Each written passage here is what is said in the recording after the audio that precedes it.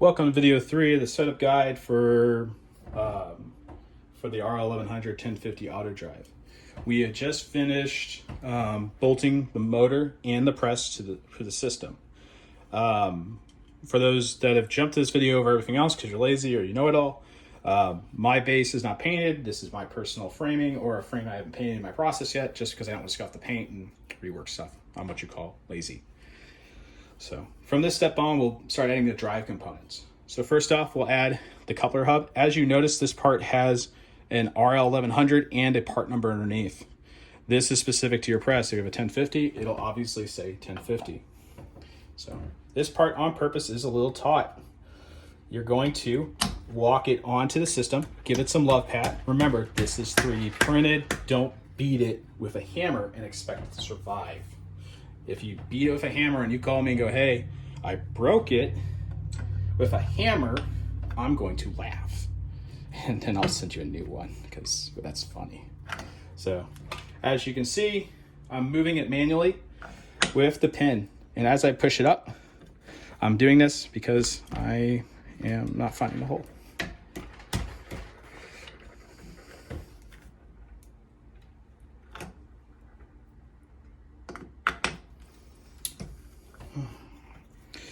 I will tell you that with this system, there are nuances.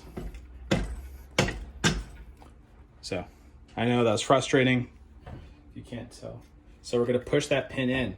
Remember, at the bottom of the stroke, the R1100 should be upside down. Well, you also notice there's a tightening point at the top. I do not give you a fastener for this, but over time, if this works itself free, you will put a bolt in there, following the same trend as the rest of the machine, a 1/4-20. And then from there, you'll tighten it, and that will act like a grub screw. Next, we'll take the socket, we'll tighten this.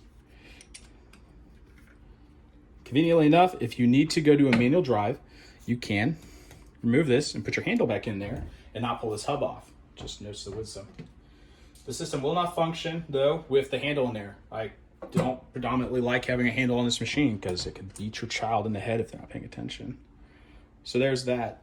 At this point, what we're going to do is get the motor in the right position with the gear hub.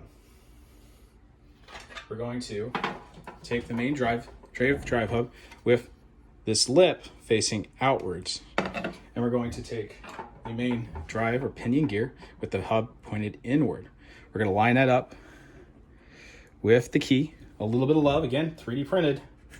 This is nylon. It's a little bit what we call compliant. Then we're going to take this hub.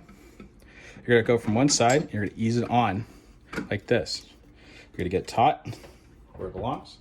You're gonna take the motor, which is still loose, and you're going to pull it forward until it's taut. At this point, we're going to finger tighten, follow that terminology, these nuts for the motor. At this point, you can manually turn the system. You should easily turn it, should be comfortable. Once we've done this, remove said hub from the press. It's just in the way at this moment. So next, we'll take our crescent. Take the crescent or your socket, and you will tighten these lugs. I recommend tight. I will probably provide lock nuts for this, guys, because there's a lot of oscillation and motion. There we go. Now the motor is in its correct location. We have this hub. At this time as well, you'll take the hub nuts or the hub and you will manually push these in. Remember, the system rotates, so rotate accordingly. If you were smarter than me, you would have put these in before you put this on the press. I'm kicking myself now for this. So notes of wisdom with 3D printed parts.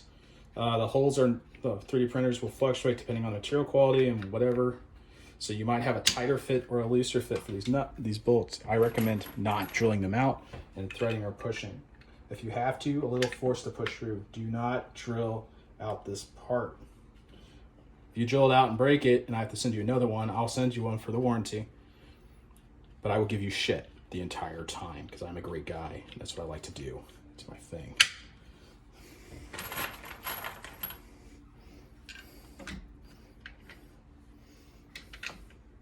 Other things to notice about my design that's maybe not the most friendly to those out there who is that you cannot remove the swage rod, decouple the swage rod when this is on. I could add a feature to do that, but ultimately I don't want to. So there's your answer to those that ask. You're welcome to figure it out yourself. You bug me enough, I might send you the CAD file for this, and you can make your own. But it involves you bugging me. So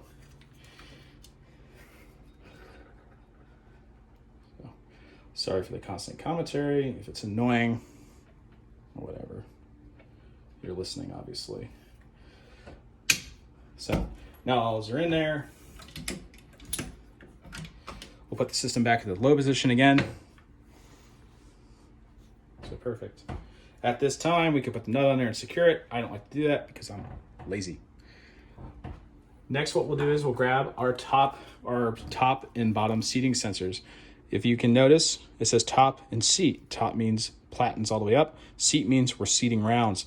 This system comes with just standard magneto proximity proxies, which have a light indicator on the back. So when they make a connection, this turns off. When there's no connection, they turn on.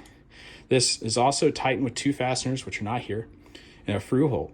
This bolt will mount onto the back of the press.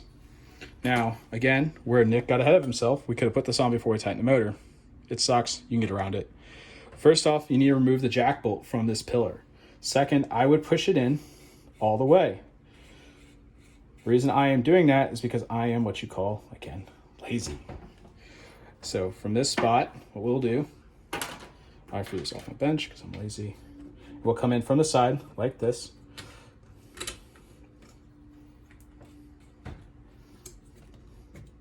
We'll push it on top. I will put the proxies into the bracket well, I'm not making a promise there. So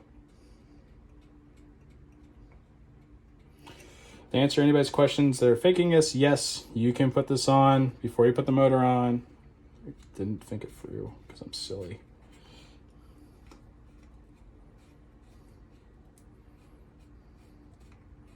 I'll push that all the way out of the way because, well, I'm lazy.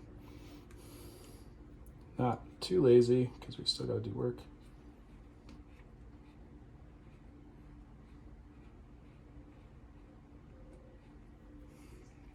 We'll take that nut that you removed from the system that comes from Dylan, and you'll put that on the back side. That is how this will be retained. You do not add a new component.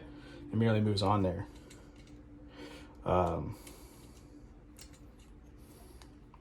Yeah, totally got ahead of myself here, guys. Or gals, I'm sorry if there's any women out there. And I'm sorry if your language isn't English. My language is English. So that's why we're doing this.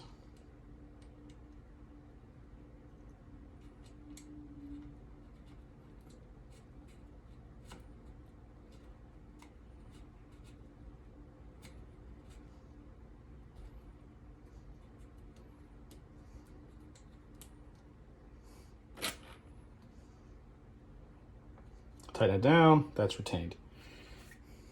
So that's the proxies. We have the primer sensor, pretty straightforward. You know how that works. And then the camera system, we'll do in a separate video. For the purpose of setting up the machine, this is what we're doing now.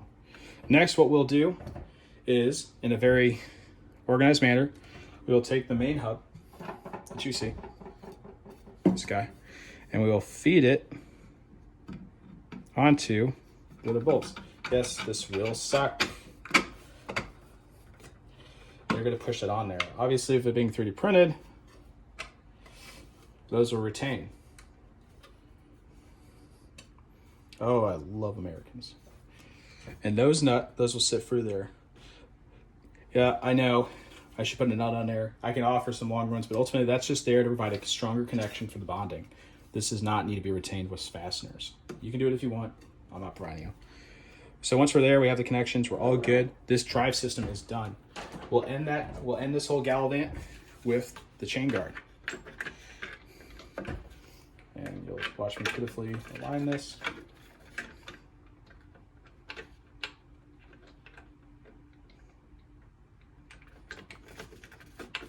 Oh, this sucks. I'll be honest. There we go.